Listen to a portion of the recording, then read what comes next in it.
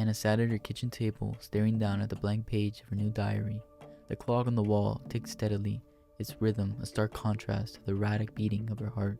She rubbed her temples, trying to ignore the headache that had become all too familiar. Her nights had been anything but restful lately, filled with fragments of dreams that vanished the moment she opened her eyes. Keep a diary, her therapist suggested.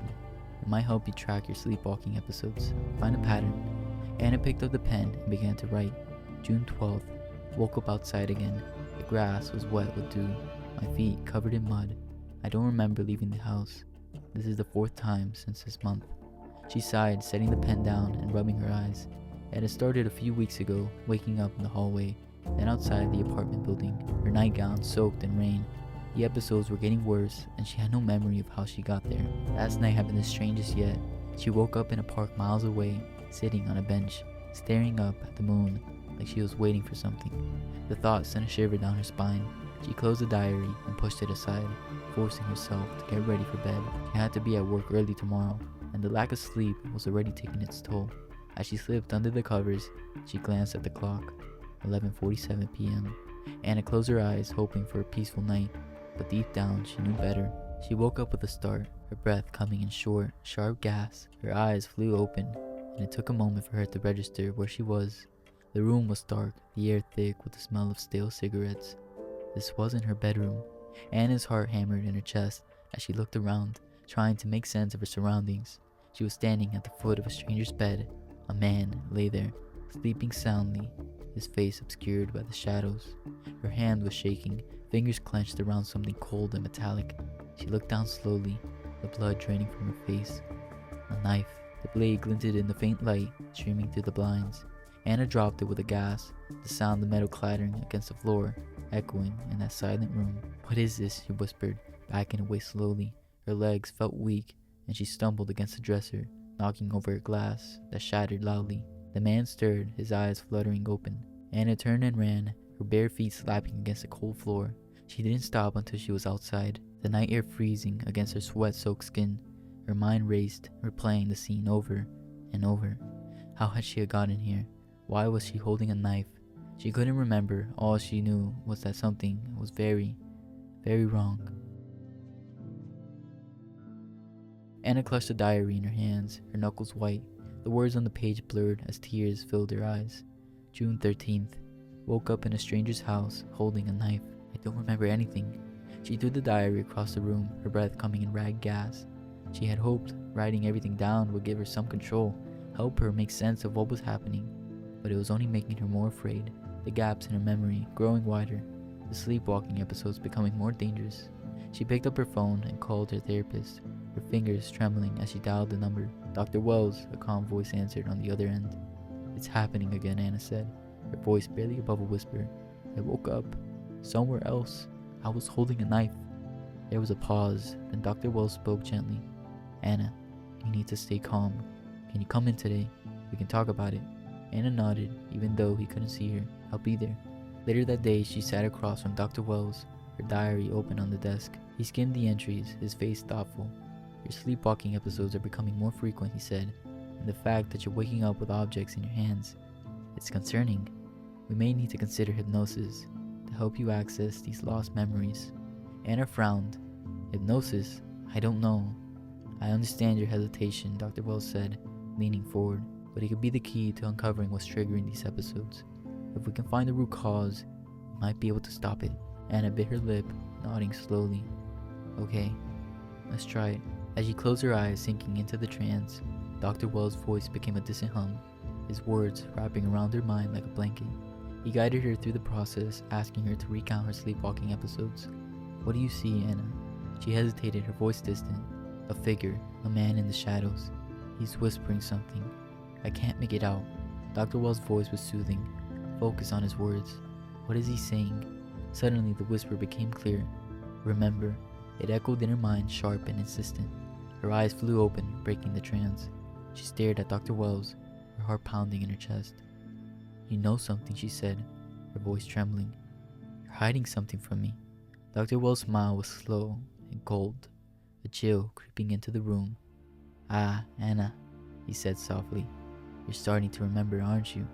Realization crashed over her like a wave. The figure in her memories wasn't a stranger, it was him.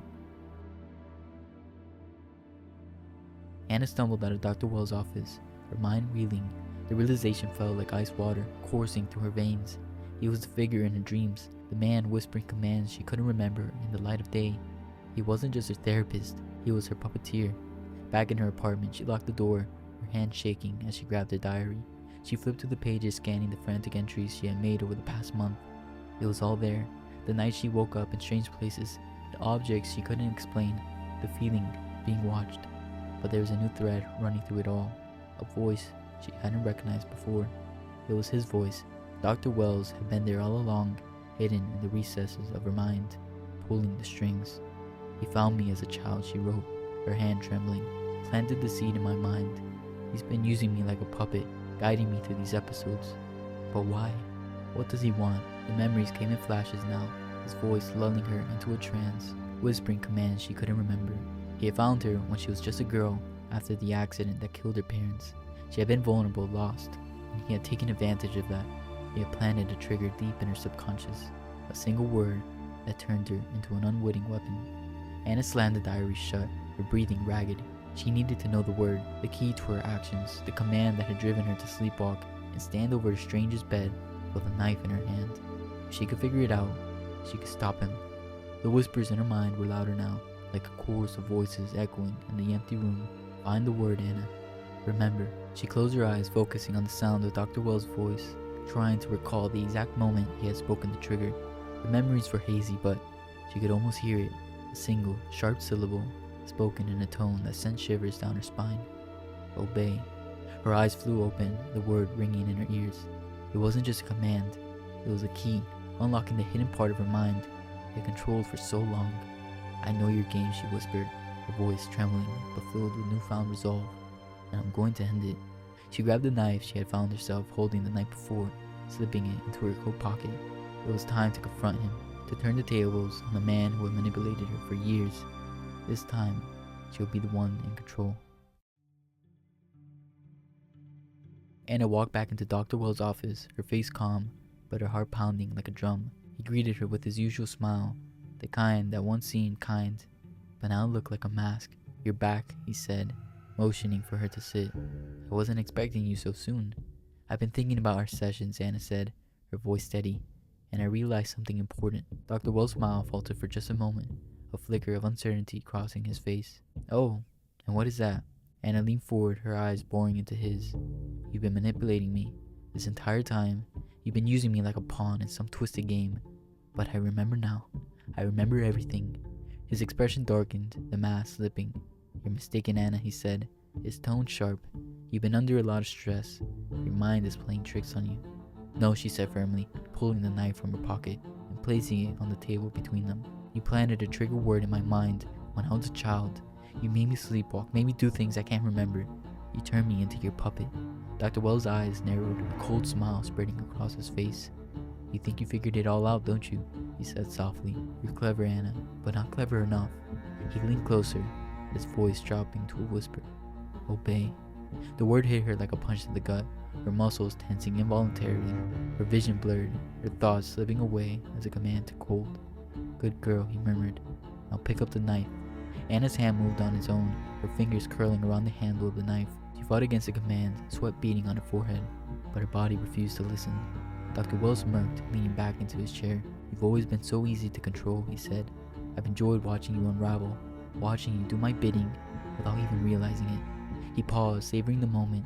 Now finish the job. Anna's hand shook, the blade inches from her chest, but then she took a deep breath, forcing herself to focus. She had one chance, and she couldn't afford to miss it. Obey, she whispered, her eyes locked onto his. Dr. Wells' smile faltered. What did you say? Anna stood up slowly, the knife still in her hand. You shouldn't have underestimated me, she said softly. With a swift motion, she plunged the knife into his chest. Dr. Wells' body slumped against the desk, his eyes wide with shock, a gurgling sound escaping his lips as he struggled to breathe. The knife hilt protruded from his chest, the life draining from him in slow, ragged gasp. Anna stood over him, her own breath coming in sharp, uneven bursts. She could feel her pulse pounding in her ears, a wild drumbeat of fear, relief, and something she hadn't felt in years: control.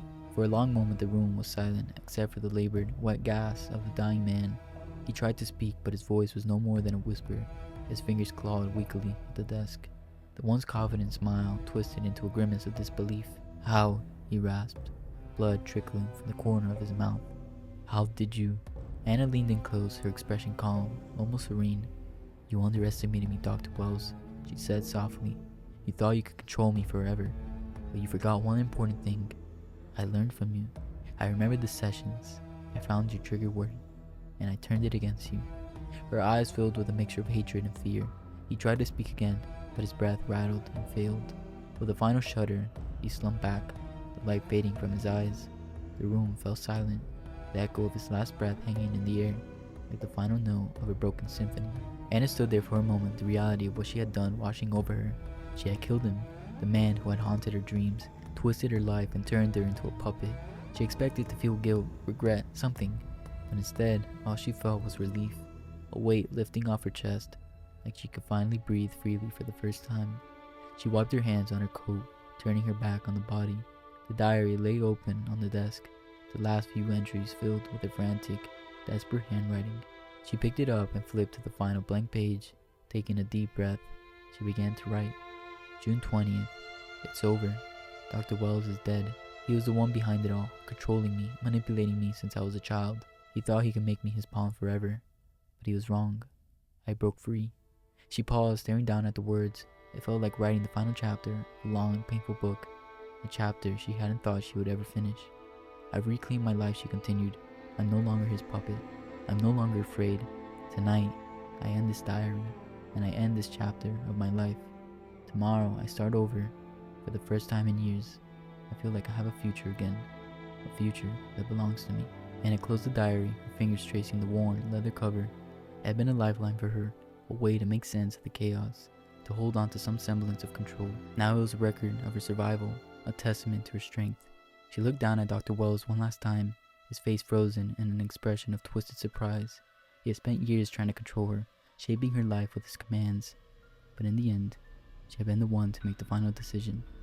"I won," she whispered, her voice barely audible, a smile tugging at the corner of her lips. The next morning, Anna drove to a secluded spot by the lake, the sun casting golden light across the water.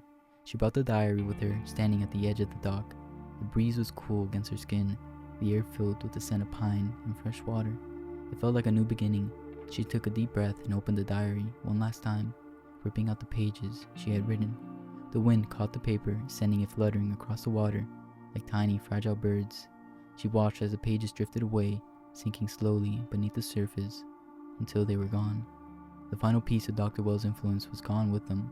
She smiled, a real, unforced smile. It had been so long since she felt this light, this free. The whispers were gone. Her mind was her own again. She had faced her nightmare, and she had won. As she turned to leave, she felt the sun warm her face, and for the first time she felt hope. The future stretched out before her, uncertain, but filled with possibility, and she was ready to face it, without fear, without control, and without the shadow of her past haunting her steps. She walked away from the lake, the diary left behind, empty and abandoned. Anna was ready to live her own life.